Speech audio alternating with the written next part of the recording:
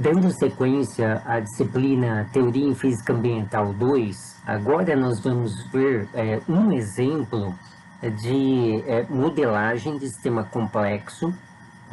Vamos dizer assim que é um exemplo daquilo que os pesquisadores em sistemas complexos têm feito nas últimas décadas. O que nós vamos ver daqui para frente são esforços, né, de pessoas que atuam nessa área, feitos a partir da década de 70, né, então se refere ao que vamos ver daqui para diante, da década de 70 para agora, portanto relativamente recente na ciência. E nós vamos ver, vamos fazer um caminhar desde o mais microscópico até o mais macroscópico, partindo das reações químicas que nós vimos no vídeo anterior, com relação à reação BZ e até mesmo com o modelo teórico de Brusser-Leitor. Então, digamos assim que as reações químicas acontecem no nível atômico e molecular. Agora nós vamos para um nível um pouquinho maior, que é um nível subcelular. Então, nós vamos tratar aqui de um exemplo que envolve grandes moléculas, né? E, portanto, nós estaríamos entrando na senda da bioquímica, então, né? Então vamos ver um exemplo, digamos assim, que está disponível na literatura de como um modelo de sistema complexo ele pode ajudar a entender alguns processos regulatórios a nível subcelular, né? Então, subcelular indica que alguma coisa que está acontecendo dentro da célula. E esse exemplo vai ser um exemplo que vai envolver, digamos assim, o ciclo de processamento de energia dentro da célula, né? Então, digamos assim, uma parte do ciclo de Krebs, né, em que você tem vamos dizer assim, a conversão do ATP em ADP e a liberação de energia para alguns processos que a célula precisa desenvolver para continuar viva, né?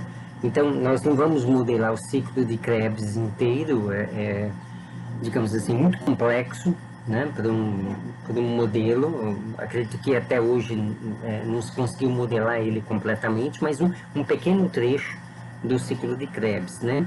Então, é um trecho que é chamado de processo glicolítico, e dentro desse trecho você tem efetivamente o processo de conversão de ATP em ADP, né? Então, se a gente for lembrar das aulas de biologia no ensino médio, o ATP seria o trifosfato de adenosina e ADP o difosfato de adenosina. Então, digamos assim que o ADP seria uma molécula menor do que o ATP, tendo um trecho ou menos. Então, as ligações moleculares daquele trecho vão, a energia correspondente a essas ligações moleculares vão ser liberadas nesse processo. Então, isso é conhecido desde o ensino médio como um processo de liberação de energia para a célula, né? Então, nós vamos ver só esse trechinho do processo glicolítico, mas nós estamos particularmente interessados em como isso é regulado dentro da célula,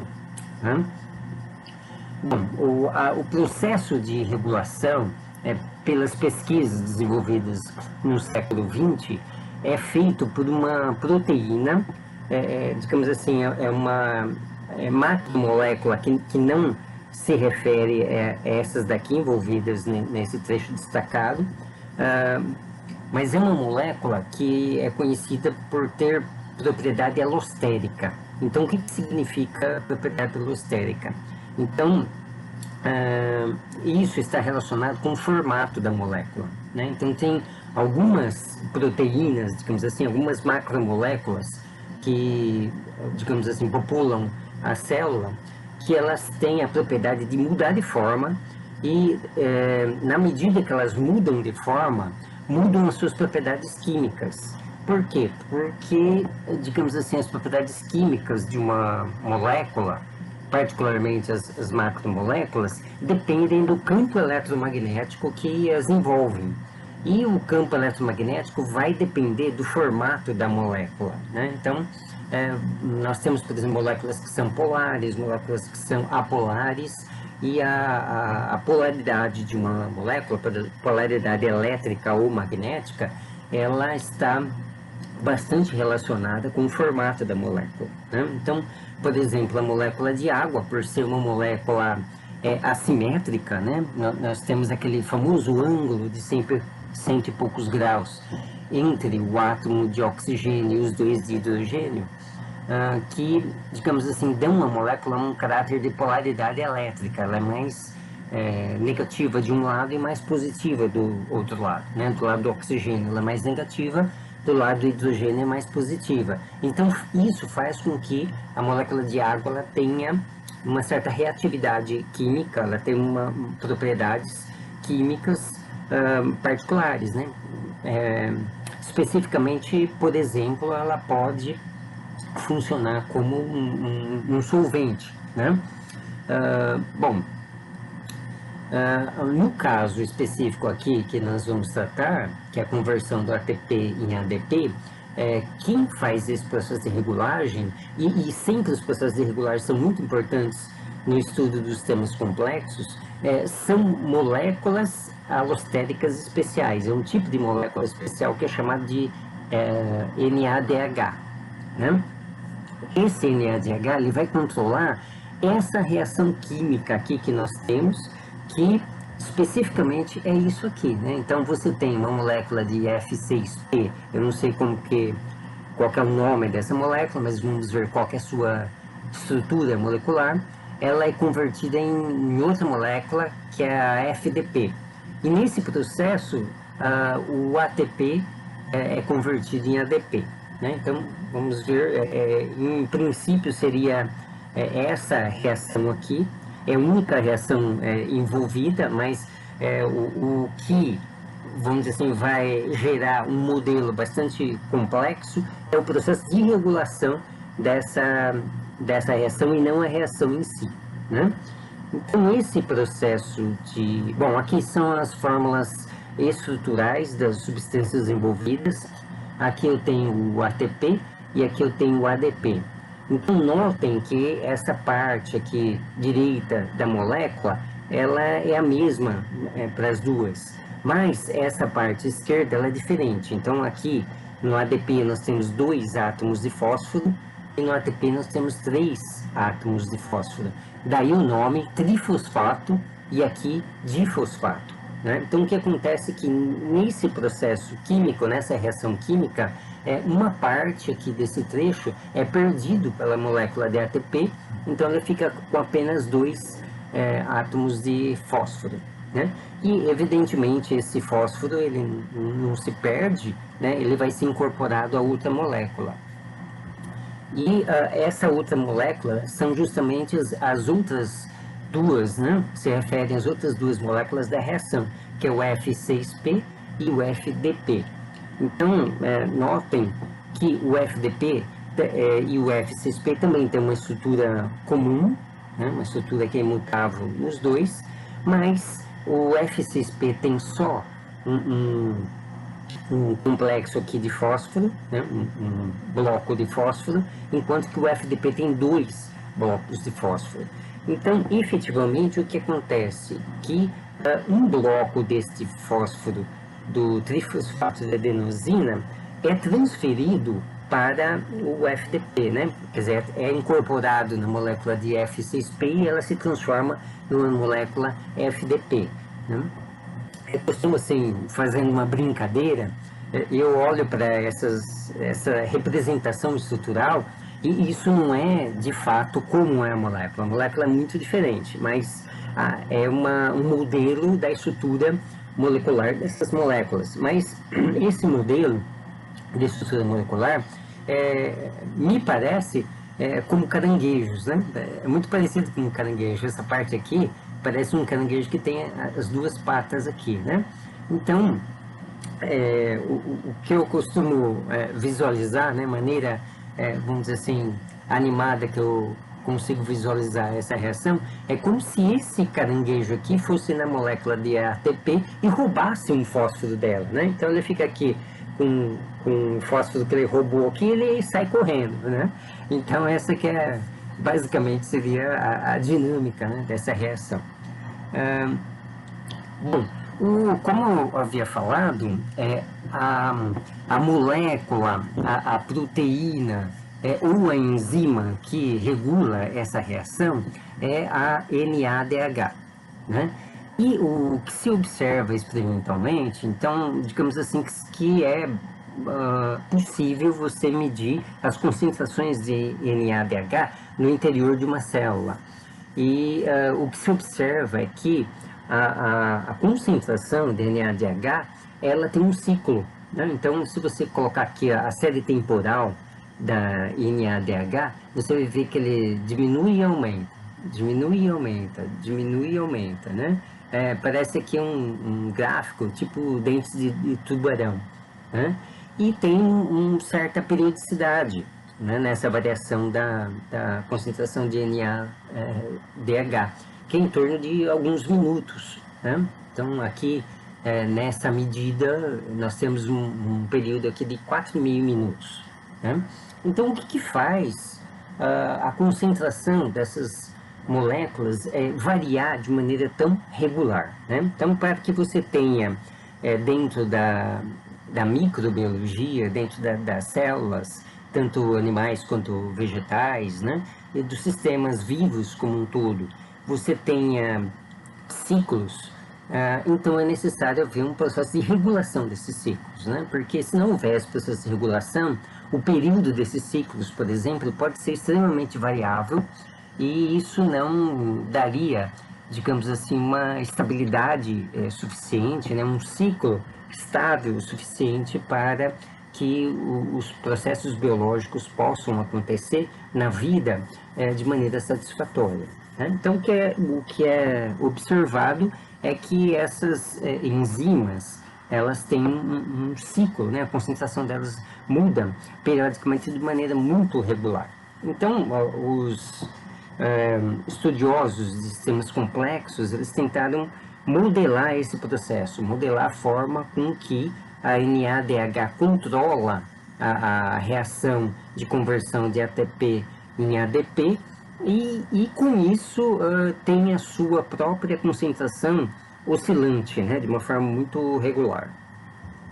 Bom, o NADH é um acrônimo, né? Então, do inglês nicotinamide adenine dinucleotide, né?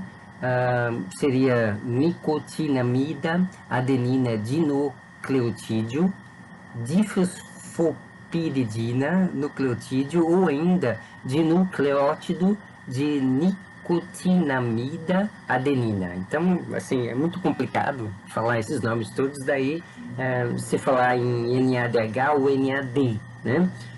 O NAD é uma forma da molécula, né? E o NADH é outra forma da molécula, uma forma reduzida, digamos assim, com uma incorporação de um átomo de hidrogênio, né? Então, o formato dessa molécula, dependendo se ela está no estado oxidado ou no estado reduzido, muda, né? Ela adquire uma forma diferente e, portanto, sob uma forma diferente, ela vai ter propriedades químicas diferentes, né? Então, a química da coisa, as reações químicas e, portanto, a taxa com que a reação de conversão ADP vai acontecer, vai depender desse formato, né? E aqui está a molécula de NADH. Notem que tem, digamos assim, duas partes, né, muito parecidas, essa aqui com essa aqui. Parece também um caranguejinho, né, uma coisa assim. Aqui esse grupo é um pouco diferente, né, dos dois lados da molécula. E vocês têm que imaginar que essa molécula ela pode mudar de forma, ou seja, digamos que essa parte de cima ela pode rotacionar em relação à parte de baixo, ao longo desse eixo aqui, ou então o ângulo aqui de ligação do oxigênio nos dois fósforos pode mudar. Então tem diversas formas que essa molécula muda, né? Ela que vai exercer esse papel regulatório no processo, ou seja, dependendo da forma que ela assumir, a reação que nós vimos antes, né, a reação de conversão de ATP e ADP, vai acontecer de forma mais acelerada ou de forma mais retardada, né? Então, um processo de regulação, ele deveria agir de tal forma que, se a reação está acontecendo numa taxa muito grande, ela inibe a reação, e se a reação está acontecendo numa taxa muito pequena, ela vai favorecer a reação, né? Então, dessa forma, a gente tem um processo, digamos assim, bastante regular. Bom, esse é o chamado modelo alostérico, né? Então, vocês lembrem que a palavra alostérica se refere a moléculas que mudam de forma. Então, esse é o modelo que nós vamos formular, o que foi formulado na literatura, para representar a maneira com que o NADH, a molécula alostérica, regula o processo de conversão ATP-ADP. Né? Bom, a molécula, ela tem dois estados. Ela pode estar no estado ativo ou no estado não ativo, né? No estado ativo, ela vai, digamos assim, favorecer a reação. E no estado não ativo, ela não vai favorecer a reação, né? Então, aqui, né, nesse esquema, vamos dizer assim, lembrem-se que o primeiro passo para se fazer o modelo é fazer um esquema do que está acontecendo. O estado não ativo é representado por um círculo e o estado ativo por um quadrado. Agora, lembrem-se que a molécula ela tem duas partes, né? Então, ela é bipartite, né? Então aqui no nosso esquema, isso está sendo representado dividindo o quadrado ou o círculo no meio. Então, é porque a molécula tem duas partes. E cada uma das partes da molécula, cada uma das metades, vai poder, digamos assim, se ligar ou estabelecer uma reação química ou uma influência eletromagnética sobre algum tipo de molécula, né? Aqui nós não vamos fazer a distinção entre ATP e ADP, o F6P e o FDP. Apenas a distinção que será feita é entre substratos e produtos, né? Então, aqui nós temos os substratos, que são os reagentes, e aqui nós temos os produtos. Então, não vamos diferenciar esse desse, tudo isso aqui é substrato e tudo isso daqui é produto, né? Então, no modelo não há necessidade de fazer essa distinção, porque não é essa reação propriamente que está sendo modelada, mas o processo de regulação dela, né? Então, aqui nós vamos representar os substratos como uma bolinha preta. Então, aqui eu tenho uma bolinha preta aqui, ó. Essas bolinhas pretas são substratos, e os produtos como uma bolinha branca, né? Então, aqui, por exemplo, nós temos os produtos. Acontece que, como somente na forma ativa o NADH favorece a reação, isso significa que na forma passiva a reação não vai acontecer. Então, só é possível aparecer produtos na forma ativa da molécula, né? É importante notar também que, de acordo com o modelo, na forma passiva só cabe um substrato de cada lado da molécula. As únicas configurações que eu tenho, quer dizer, o máximo de ligação química que o NADH pode fazer é com dois substratos quando ele está na sua forma não ativa. Quando está na forma ativa, você pode ter tanto um substrato quanto um produto em um lado da molécula. Agora, aqui nós temos vários quadrados e vários círculos. Cada um desses círculos representa um estado diferente que a molécula pode estar. Então, aqui, por exemplo, a molécula no estado passivo, mas não está ligado a nenhuma outra molécula. Aqui está no estado ativo e também não está ligado a nenhuma outra molécula. Aqui está no estado passivo, ligado do lado esquerdo a um substrato. Aqui é ligado a dois substratos, né? Aqui também, esse estado e esse estado são os mesmos. Este daqui e esse daqui são os mesmos, né? Quando não há nenhuma substância ligada à molécula na sua forma inativa, vamos chamar de T0. Quando existe um substrato, de T1, e quando existe dois substratos, de T2. E na forma ativa, nós vamos chamar de R, né? Então, o R ele tem dois índices. Aqui, por exemplo, seria R02. Zero, porque não há nenhum substrato aqui, apenas dois produtos, né? Então é 0,2. Aqui, por exemplo, seria R22, porque tem dois substratos e dois produtos. Aqui seria R21, porque tem dois substratos e um produto só.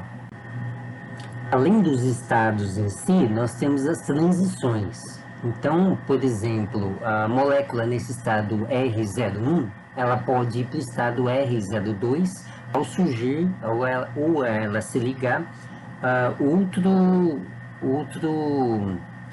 produto, né, desse lado. Então, ela passa de um produto ligado a ela a dois produtos, né? Ou pode vir daqui para cá, por exemplo, tem um substrato e esse substrato é perdido, ficando apenas o produto, né? Então, aqui são destacadas as transições também de um estado para o outro, né? Algumas transições são denotadas pela letra K. Então, por exemplo, nessa em que a molécula alostérica perde um substrato, ela o faz, né? Quer dizer, a probabilidade disso acontecer é dado pela taxa de reação K, né? E se ela passa por exemplo, do R22 para o R12, de baixo aqui para cima, adquirindo um substrato, nós vamos dizer que a probabilidade disso acontecer é D, e o processo inverso, né, dela perder um substrato quando ela, aliás, adquirir um substrato quando ela tinha um substrato e dois produtos, é uma taxa A, né? Então, dependendo do como muda um estado para o outro, nós chamamos de K ou A ou D. Também nós temos que, por exemplo, para passar da forma ativa para a forma não ativa, isso acontece numa taxa K1 e o inverso numa taxa K2. E os processos de transição na forma não ativa da molécula, nós colocamos uma linha na taxa de transição, né? Então, qualquer que seja o esquema dinâmico, né, a representação que nós fazemos, o esquema inicial, representando um processo, um conjunto de processos, pode ser traduzido na forma de, vamos dizer assim, equivalentes a reações químicas. É lógico que aqui está muito diretamente relacionado com reações químicas, mas mesmo que não estivesse, nós poderíamos fazer um equivalente a reações químicas e com isso chegar nas equações diferenciais que vão, vamos dizer assim, representar o modelo propriamente dito do processo. Bom, nesse caso nós temos muitas transições e muitos estados diferentes, então nós vamos fazer um modelo para, imaginando que cada estado diferente seja uma variável, ou seja, por exemplo, R02 representaria a quantidade de moléculas dentro da célula que está nesse estado R02, né? E vamos ver como isso muda no tempo. Então, nós chegaríamos a um conjunto bastante razoável de equações, né? Então, aqui, por exemplo, seria a taxa de variação do estado R0, né, que seria o R00, ao longo do tempo. Aqui a taxa de variação do R01 ao longo do tempo, a mesma coisa para o R02, né, todos os R's e todos os T's também. E ainda nós poderíamos pensar numa equação diferencial para a variação do número de substratos e número de produtos. Tá?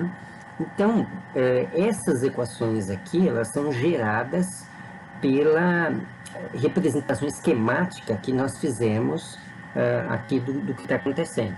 Tá? Então, por exemplo, vamos pegar aquela primeira equação. Nós temos aqui o R0, que seria a forma ativa da molécula, mas que não está ligada a nenhuma outra molécula, né? Então, o R0. Como que o R0 pode variar com o tempo? Bom, ele pode, por exemplo, variar com uma taxa K1 na inativação, na sua transformação de R0 em T0. Então, em que taxa isso acontece? Se formos pensar nisso como um equivalente à reação química, lembre-se que nós temos que pegar o K e multiplicar pelo que está aqui. Então, seria K1R0. Então, vamos ver lá se tem um K1R0. Aqui, ó, K1R0. Mas é negativo. Por que é negativo? Porque o R0 está deixando de existir. Né? Então, o R0 passa a ser T0. Então, essa é uma transformação, uma reação que contribui para a diminuição de R0. Então, por isso que é negativo. E também temos o inverso, a transformação de T0 em R0, que acontece numa taxa K2. Então, aí seria positivo, porque o R0 está sendo formado. Em que taxa? K2, T0. Então, tem que ter um termo ali, mais K2, T0. Então, ele está aqui, ó, mais K2, T0. Né? Aí temos um que envolve produto e R0 numa taxa 2A. Né? Então, podemos procurar aqui onde está o A. Né? Então, temos A tanto aqui quanto aqui, ó, uma taxa A. Né? Então, como são duas formas diferentes da molécula deixar esse estado R0 numa taxa A, então nós vamos colocar 2, né? 2A R0, e aí seria negativo, porque a molécula está deixando de estar nesse estado. Né? Então ficaria menos 2A PR0. Por que esse P aqui? Porque isso envolve a incorporação de um substrato aqui, né? Isso acontece mediante a existência de um substrato ou produto, né? Aqui temos também um termo DR01. Então, por exemplo, o D ele vem do R10 ou do R01, né? Então, nesse caso específico, saindo desse estado e vindo para esse estado, a taxa de transição vai ser DR01, positivo, porque isso favorece a existência do R0. Né? Então, aqui temos essa taxa DR01. Né? E vamos ter também o outro DR01, porque nós vimos que são duas flechas D que saem do R0, né? E aqui temos uma outra que tem os substratos, né? Então, essa aqui envolve a bolinha preta e essa aqui envolve a bolinha branca, né? Nós temos os dois acontecendo, né? Aqui nessa... Então, uma envolve esse processo e outra envolve esse processo aqui, né? E nós temos ainda um K que multiplica R10. Então, esse K que multiplica R10, vamos achar ele aqui. Bom, é que esse estado ele pode ser encontrado aqui também, né? Então, ele pode... uma molécula que está no estado R10 e perde esse substrato com uma taxa K, pode vir a formar a molécula nesse estado R0. Né? Então, aqui nós teríamos uma taxa mais K R10. Então, que seria o termo que está aqui, ó, K R10. Então, essa equação apenas para a variação temporal da molécula nesse estado R0. E aí nós temos que ver a variação temporal para a molécula em todos os outros estados. Bom, isso forma um modelo bastante complexo, bastante complicado, mas digamos assim, com a ajuda de cálculo numérico, né, computação numérica, é possível simular o que está acontecendo se nós soubermos as taxas, né, soubermos os casos, os As e os Ds. E também podemos saber a concentração inicial de produtos e reagentes, né, para iniciar a simulação. Bom, nós sabemos também que quando vai se fazer uma simulação no computador é necessário fazer uma mudança de variáveis, né? Então, aqui está indicado a mudança de variáveis. Nós não vamos ver em detalhes os cálculos, as transformações, apenas mostrar os resultados e de tal forma a verificar que os resultados são coerentes com o que se observa, né? Então é necessário fazer uma mudança de variáveis, né? Lembrem-se que é para que os valores numéricos das variáveis não atinjam valores que sejam muito difíceis de serem computados, né? Valores muito grandes ou extremamente pequenos. Então, aí, quando isso acontece, se faz uma mudança de variáveis adequadas, se fica com um conjunto de equações mais simples, mas quando elas se referem aos substratos e aos produtos. Então, aqui a ideia é modelar apenas os substratos e os produtos, né? Então, alfa seriam os substratos e gama os produtos, mas em outra, digamos assim, outra escala, né? Porque alfa e gama é substrato dividido por esse K, e o gama é o produto dividido por esse K aqui, né? Então, digamos assim que seria substratos e produtos, mas medidos em outra escala. Então, a equação de substratos e produtos fica uma equação, digamos assim, compacta, né? Se formos colocar em termos desse fator alfa aqui, F, aliás, fator F, né? Então, ele aparece tanto nessa equação quanto nessa equação aqui. Então, isso é colocado dessa forma porque é um conjunto de equações que tem propriedades muito bem definidas e que vamos ver mais para frente quando tratarmos de modelagem de populações em ecossistemas. Esse F é um fator razoavelmente complicado, né? Para se ter uma simplificação um pouco melhor disso, é necessário fazer outra mudança de variáveis, né? Então, se faz novamente outra mudança de variáveis, se chega a um novo conjunto de equações, né? Com um outro fator F, né? E uma vez que você chegue nesse conjunto de equações, é possível calcular os valores de estado estacionário para alfa e gama e testar a estabilidade desses valores de estado estacionário. Então, aqui estão os valores de estado estacionário. Para gama é mais simples, né? Para alfa, na verdade, você vai ter uma equação de segundo grau, né? Então, você vai poder ter dois valores de alfa, né?